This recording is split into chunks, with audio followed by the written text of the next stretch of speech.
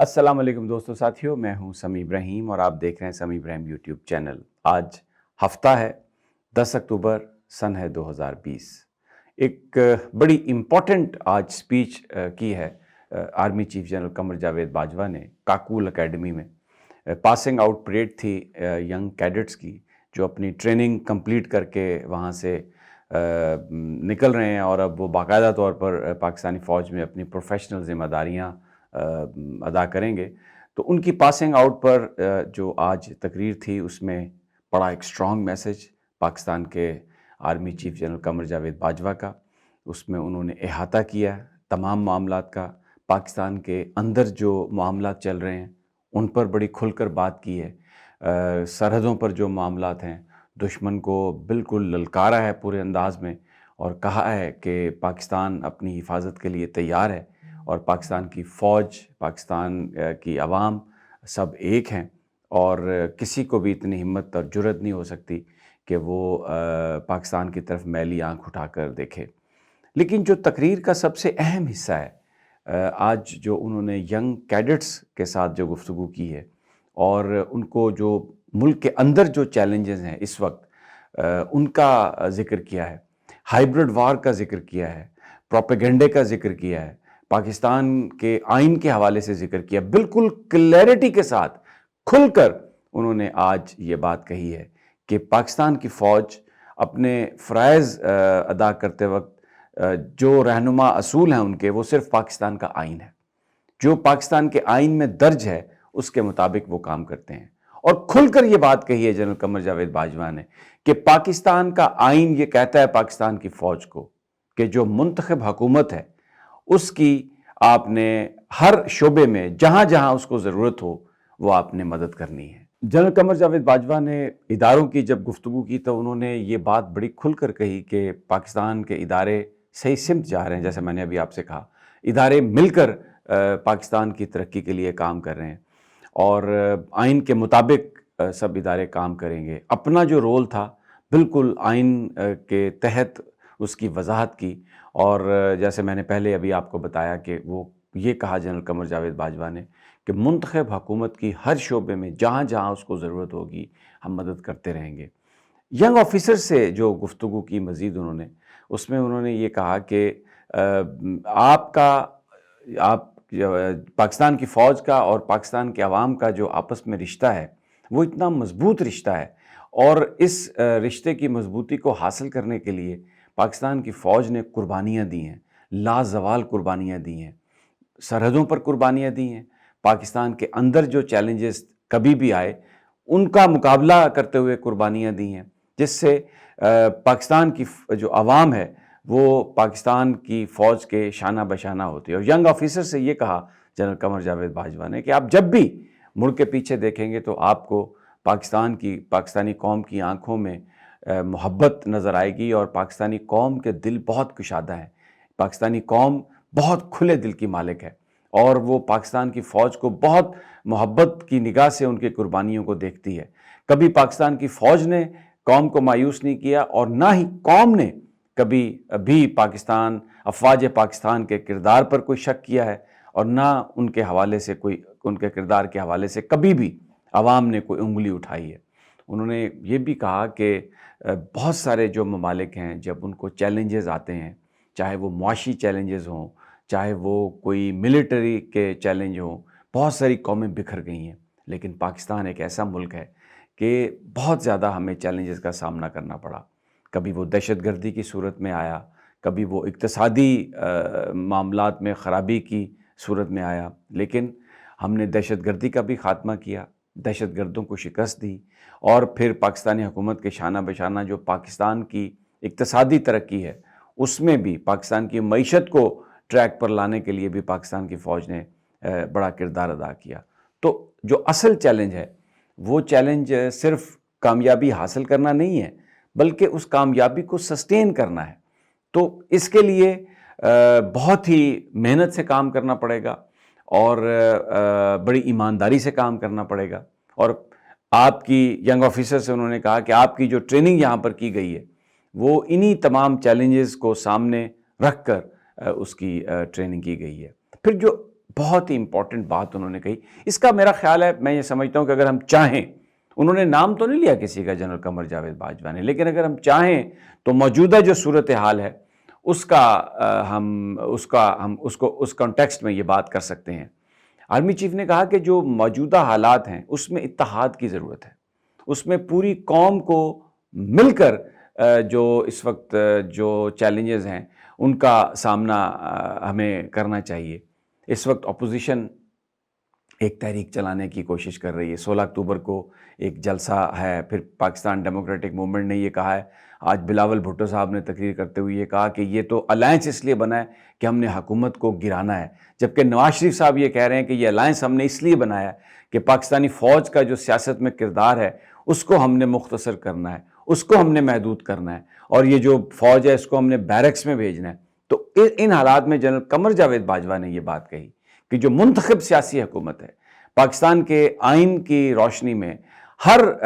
معاملے میں جہاں جہاں منتخب حکومت کو مدد کی ضرورت ہوگی فوج مدد دے گی. اور ساتھ انہوں نے یہ کہا کہ اس وقت اتحاد کی ضرورت ہے.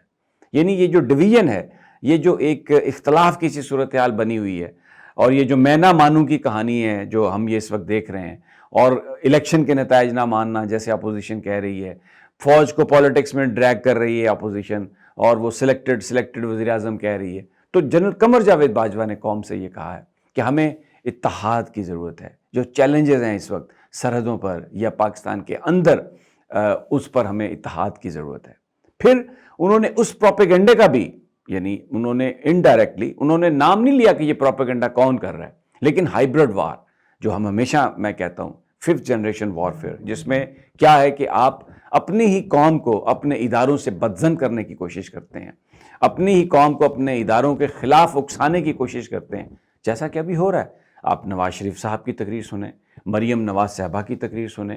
بلاول بھٹو صاحب کی تقریر سنیں، یہ بڑی جو پولیٹیکل پارٹیز ہیں، مولانا فضل الرحمان کی بات سنیں. وہ کیا کہہ رہے ہیں کہ جی پاکستانی فوج نے بائسز دکھائے ہیں، پاکستانی فوج نے جو دھاندلی کی ہے، اور اس کے بعد عمران خان کو انہوں نے سلیکٹ کیا ہے اور وہ سلیکٹڈ وزیر اعظم ہیں، اور نواز شریف صاحب کہتے ہیں کہ سلیکٹرز کو بھی اس کا جواب دینا پڑے گا. یعنی قوم کو یہ بات کہہ رہے ہیں، اکسا رہے ہیں کہ پاکستانی فوج کی قیادت نے سیاست کی ہے. تو آج جنرل قمر جاوید باجوہ نے یہ نوجوان جو آفیسرز ہیں ان کو کہا ہے کہ یہ ہائیبرڈ وار ہے،